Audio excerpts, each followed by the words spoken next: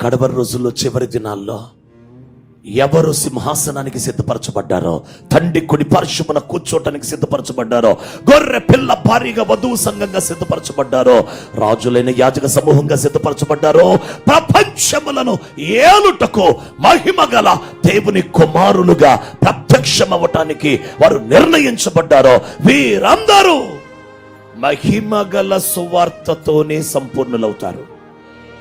రక్షణ సువార్త చెప్పే సేవ, రక్షణ సువార్త చెప్పే సేవకులు, రక్షణ సువార్త మాత్రం ప్రకటించే వారి ద్వారా మహిమకు సిద్ధమవ్వలేరు. రక్షణ సువార్త, నీ పాపం నుంచి దేవుడు విమోచిస్తాడు, నేను ప్రభు రక్షిస్తాడు, ప్రభు నిన్ను క్షమిస్తాడు, ఆదరిస్తాడు, ధైర్యపరుస్తాడు.